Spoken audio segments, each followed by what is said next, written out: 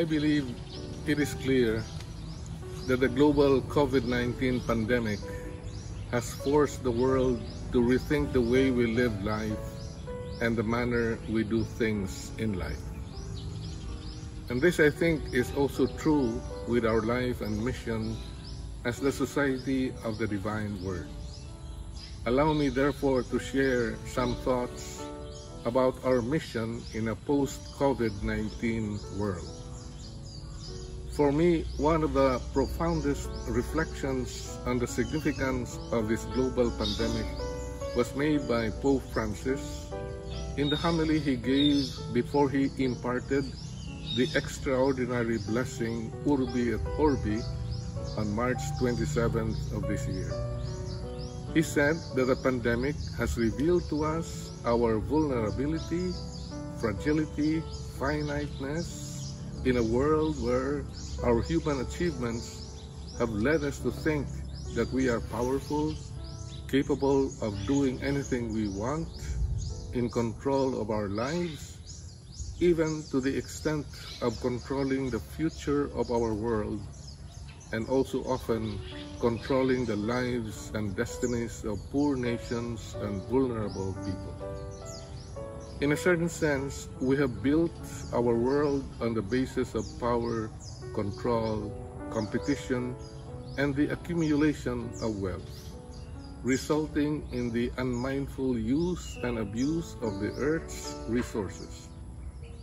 It would seem then that the pandemic is a call to a different way of organizing our world and living our lives, that is, with greater awareness of our belonging to one another as sisters and brothers in the same human family, with greater solidarity with the poor and the excluded, with greater respect and care for the earth, and greater openness to God's will and recognition of His divine sovereignty.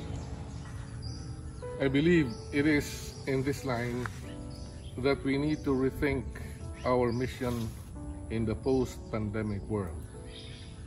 I believe our mission should help build our world not on the basis of power, competition, control, and the amassing of wealth, but on tenderness, compassion, solidarity, and sharing of resources. In other words, our mission needs to pay more attention to a decided proclamation of God's kingdom, which, as we know, is God's promise of a world built on justice, peace, reconciliation, and love. Obviously, this requires a different way of doing mission, one that harmonizes with these characteristics of God's kingdom. A way of doing mission that is less aggressive, less coercive, less destructive, and more respectful, more humble, more courteous.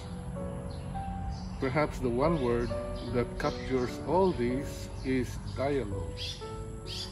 And so a way of doing mission that is truly dialogical. This has been the emphasis of mission in Asia, according to the FABC, or the Federation of Asian Bishops' Conferences. But this too has always been our way of doing mission in the SVD, as embodied in our Anthropos tradition, which ultimately goes back to our founder. Although in the course of history, this has often been eclipsed by other approaches to mission current in the Church in general. In a certain sense, the 15th General Chapter of the year 2000 was a recovery of this uniquely SVD tradition in its formulation of our mission as prophetic dialogue. I believe the time has come for us to seriously put this into practice in our mission in the post-COVID-19 world. I am tempted to say that what was wrong with our world was that it was too masculine, shaped, directed, and governed mostly by men. No wonder it was a world built on power, competition, control, and accumulation of wealth. Our world would be different, I believe, if it were more feminine, shaped, directed, and governed by women. I think the same can be said of mission. It seems that much of what was wrong with mission in the past is that it was too masculine, shaped, directed, and carried out mostly by men missionaries. Mission, I believe, will be different if it is shaped, directed, and overseen by women missionaries. Indeed, many women missionaries are already engaged in mission even today. Even in the Arnoldus family, we have many women missionaries collaborating in mission, not just our SSPS and Adoration Sisters, but also many of our lay mission partners.